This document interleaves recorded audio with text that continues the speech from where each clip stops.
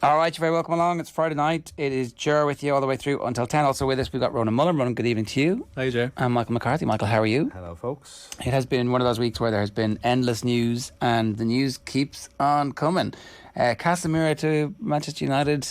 We got the Fabrizio, let's go. Here we go. It's on. What's his catch cry? Here we go, is it? Here we go. Yeah. I think it's official trademark at this stage. If he hasn't, he should. But yeah, it seems to be a done deal, and as compared to the protracted Frankie de Jong, will he, won't he? He won't. They decided they wanted Casemiro during the week, and by Friday it seems to have been closed off. Two very different players, so any notion that this is plan B on Frankie de Jong, like the profile of Casemiro would seem to fly in the face of that, because he's more of a destroyer. He's a piano mover rather than a piano player. But they need both. Exactly. But if they come out of this summer with just him, it's still an improvement on what they had, but who are you going to pair him with? Anybody, so long as you don't have to use McTominay anymore. Yeah, you don't have to. You no longer are forced into using McTominay or Fred. One of them you're going to have to hold your nose and get through for 3 months until you get somebody new. Man United fans used to have to be told, we're signing this player, e.g. Nemanja Matic, to unlock Paul Pogba. Now they're trying to unlock Fred, because Fred and Casemiro apparently light it up for the Brazil midfield. I was going to say, who knows? yeah. Stranger things have happened where, a partnership flourishes, where somebody finally is doing a part of a job for the other person that allows them to get better. Why is Casemiro going to Manchester United? 18 million quid. 18 million quid. He wants a new challenge. Madrid, Ancelotti says he wants a new challenge. He's won 5 European Cups. It's pretty good. He's only 30. I did honestly think this morning that United are buying a 34-year-old here. What are they thinking? I actually was very surprised to see that Casemiro was only 30. I thought he was in that kind of Toni Kroos, Modric, Casemiro midfield of old men who are still performing at the highest level, but will one day soon stop. But Casemiro is much younger, but a lot of miles on the clock. But if that's a boy band, Casemiro, Kroos and Modric, you wouldn't have backed Casemiro to be the man to go out on a solo career, so I'm not so sure it's going to work out so well. But I don't know, this is a World Cup year, so he's not going to down tools necessarily. Is that fatalism? Are you just protecting yourself against potential outcomes here by... just so that everybody understands exactly what your motivation is here. Because look, I realise that almost every single thing they've ever done since Ferguson left has been a complete failure. But this might be one of those decisions that's a good decision. Yeah, but the timing is also questionable given the protests, which are all systems go for Monday seemingly, and it's no harm. That frustration will be tempered somewhat amongst the percentage of the Manchester United fan base by a marquee signing like this, because he is a world-class player, still is. I suppose any sort of fatalism or doubt is around his motivations, and also giving him a 4+1 contract, so conceivably on big money through until the age of 35, and we've seen how that has panned out in the past. Yeah, no, it's true. It's not guaranteed to succeed, but it's definitely better. Fernandinho was 36 when he was leaving. And last summer Liverpool made a not dissimilar move in signing Thiago, who left European Cup winners Bayern Munich, and you're thinking, sorry, it was the year before, but you're thinking, why is he leaving for still a project team in Liverpool, really? They'd obviously done their thing in the English Premier League, but they weren't on Bayern Munich's level, I wouldn't have thought. So you could question his motivation there. He wanted a new challenge. He was 29, Casemiro was 30. The money was slightly different. The other comparison is, unfortunately for Man United, Bastian Schweinsteiger, who joined them at a not dissimilar time in his career. Schweinsteiger was washed up. He was officially washed up by that stage. His injury profile was horrific. And to be honest, I think the worst case scenario here is that it's another Varane, where the injury profile. And I think with Thiago, you can't question the importance of Thiago to the team, but he never plays. He plays 50% of the games. And as we keep banging on about, the best ability is availability. So I think this guy seems fairly unbreakable. I say that now. Watch the ACL or the Achilles ping next week. I said to Mick on the news round. Achilles, sure. I said Still a fan, you coming out there. The news round about a month ago, I said, first Monday Night Football this season, Jamie Carragher's going to be doing a dissection of why Lisandro Martinez is too short for our league. Well, next Monday Night Football, it's going to be Casemiro, not mobile enough for our league, Ger. He's not mobile enough for our league. Is he not? All joking aside, is the profile not actually exactly what? So they get him and they get somebody else, anybody else, and that midfield is suddenly vastly better than it was. But he's one of those bulwark type reads the play, gets in the way, not a Ten Hag ball, high press midfielder. So the fit doesn't strike me as natural. Does Ten Hag 96? He's not I going was to going play to 6 say, can Casemiro do that job on his own, which means that Fred and McTominay can both are be out. pressing. Oh my Yeah. God. And you can get... Think of that midfield. You know, what have you got above? I don't even know what's left there. Bruno and Sancho. Eriksen maybe playing ahead of him. I don't know. But In an ideal world, you could make something work with Casemiro, Eriksen and Fernandes. you But could, yeah. can they cut it in the league? Don't know. There isn't a lot of physicality there. One thing I would say though is we're having this conversation about Casemiro and how good he is, what his fit is, what his contract is. We're all forgetting the point that it's like it almost. Surely we're at a point where we've enough evidence to suggest it almost doesn't matter who Manchester United sign in isolation. Well, no, that there's a rotten core. Yeah, and that is not going to. They're be working their way fixed through that, the though. right person. Are they? Well, they seem to be getting worse from what I could see. Well, I don't think so. I think that like getting rid of Mata, Lingard, Pogba, and whoever else left over the course of the summer that I've already forgotten, but there was 4 others. So Matic and others, yeah. Matic, the goalkeeper, that they've freed up the money. Fanny. All of that has come off the wage bill, and those bodies are no longer taking up spaces in the changing room. So they're getting through those. And the next window, they'll get rid of a few more, and the next window, they'll get rid of a few more. And so, but what they should have done was sign 6 or 7 players. Phil Jones has gone too, actually, isn't he? Yeah, Has he? There's actually a lot of No, people. Phil They Jones hasn't can't gone. get rid of him. Oh, I thought his contract finally expired. No, he's got like 3 years left in his contract. He got a new one there It's last week. the never-ending contract. Oh my God, I thought Phil Jones had been released. No, he's into his 11th season now. Oh Mick. my goodness. No Okay, testimonial well, for him, though, for whatever reason. I missed the big news there. But you know what I mean? I know what you're saying. So they're working their way through it, and it's not a quick fix. But if they signed 5 or 6 players, they would have been able to like sneak Arnautovic in on the same day that they signed Casemiro, Arnautovic, and 2 other players. and we're like, Frankie De Jong, you do that, yeah. and all of a sudden it's like they signed that guy as well. What's the story with him? Something about him, isn't there? Yeah. We'll look into that next week. I wonder, this is a bit tangential, but I'm penny for the thoughts of Declan Rice, who must be looking at this situation and thinking, Casemiro's at Man United, Calvin Phillips just gone to Man City, Jude Bellingham apparently going to Liverpool next year. Where options kind of dwindling a little bit. Am I going to be stuck at West Ham? Yeah, Chelsea? why is Declan Rice not been signed? Yeah, but if De Jong goes to He's too Chelsea, expensive. And maybe he wants to stay for one more season. I think Chelsea, you're probably nailing the head there. I think they are technically Chelsea boy. technically his Isn't he? boyhood Chelsea team. boy.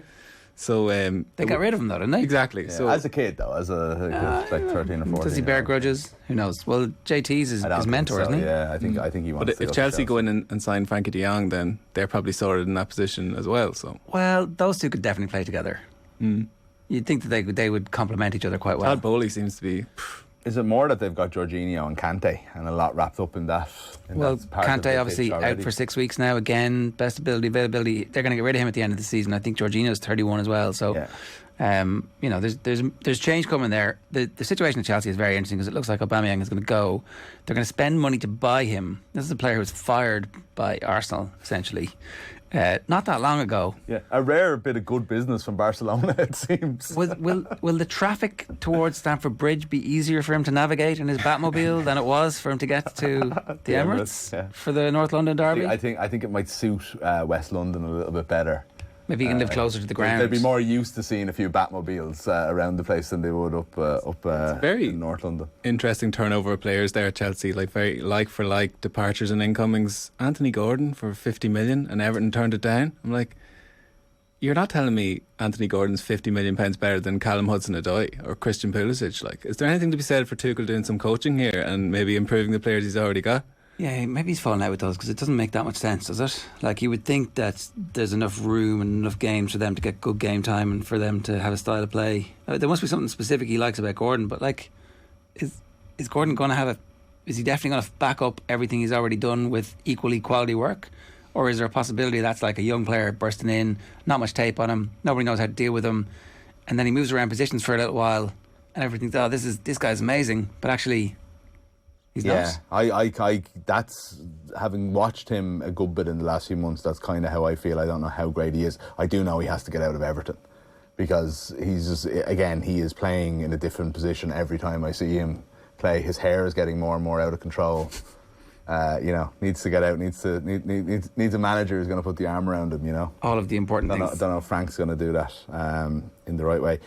Yeah, I don't know. Last thing on Casemiro though is like, for any United fans who are kind of worried about it's like, we're getting this guy possibly on the downside of his career. So like, United do have to understand, like, this is probably the best possible signing you can get at the moment. Like, they're not a Champions League team. They're a team that's in like big, obvious trouble on the pitch. You're going to have to bring people that are either looking for that new challenge or want to be part of a rebuilding, or look, even if they're just in it for the money. But obviously you have to make sure that's the right person. But yet still, you're not going to get, like, Declan Rice, I don't think is going to go to Manchester United at the moment. You know what I mean? Even for all the money that they could pay him. I think they're almost in some ways, and this sounds ridiculous because they're the biggest club in the world, but in a football way, they're almost not a big club at the moment. You know what I mean? So I think this is the best you can do.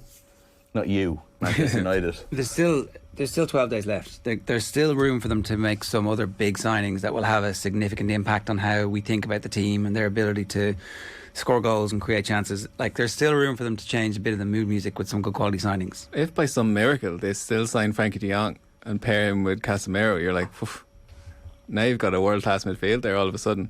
It won't take much to...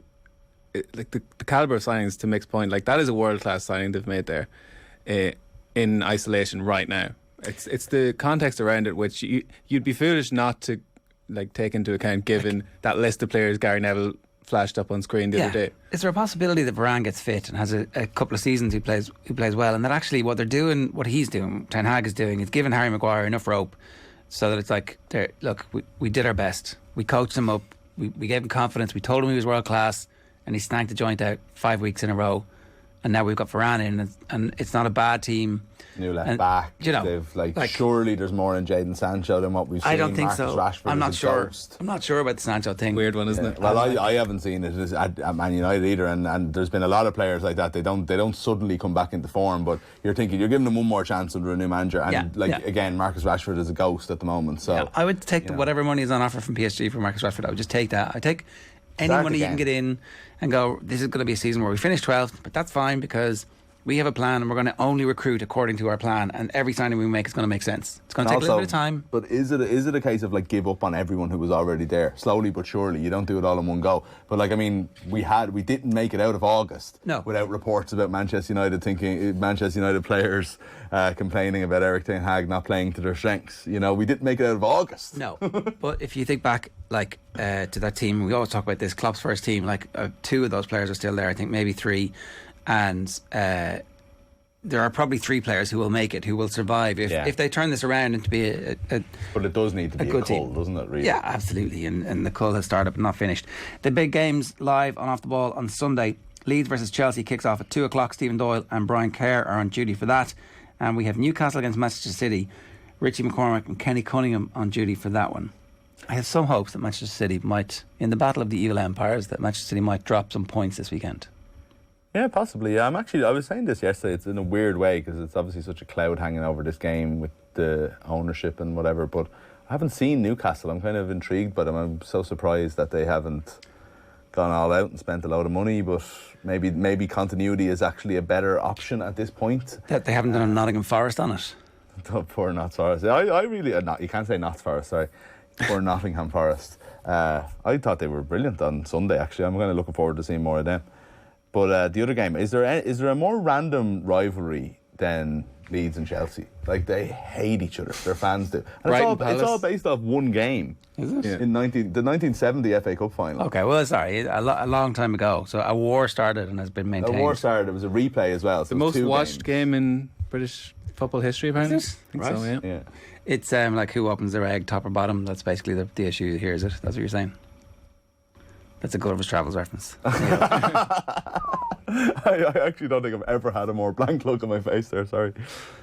So you don't think this rivalry should be as intense as it is? I love it. I love a random rivalry. They can make it what they want, but it's just two sets of fans that absolutely despise each other, but it's over a game that happened over 50 years ago. It's an incredible thing. All right.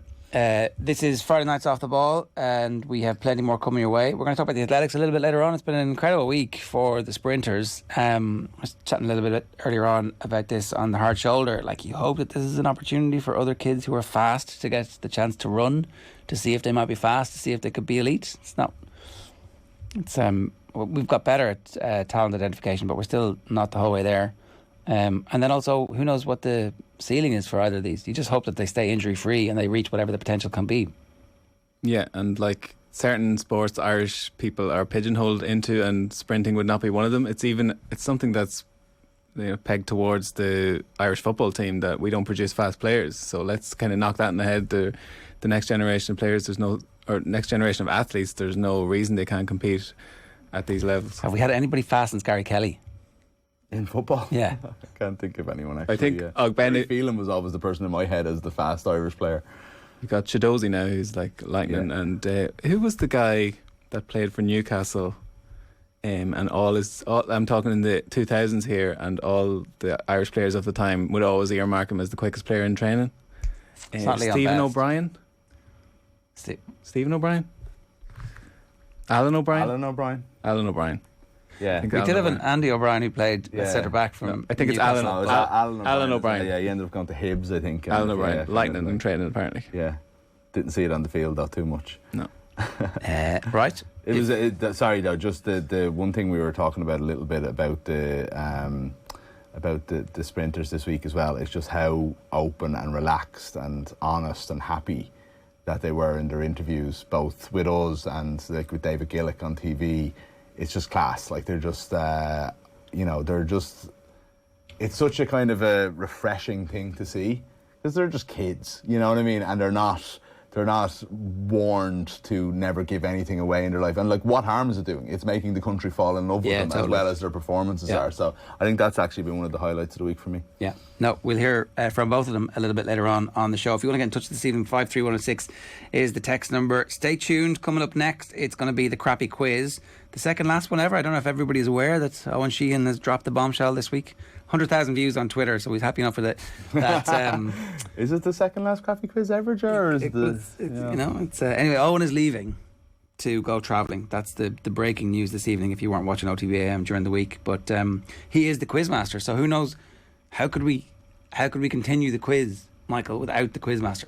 Well, maybe we go and, like, this could be a conversation that we have, but maybe an old quizmaster could come out of retirement and once again master the quiz. I don't know about that. I think you'd be. Owen didn't even bother today. He sent Adrian out to do quizmaster role in an audition to possibly take over in the future. I'll let the listeners decide, but I would say Adrian failed that audition. I'm pretty sure the scores weren't correct at the end. I was going to say, you're giving a lot away there, Mick. Yeah. Can't wait till we play poker again.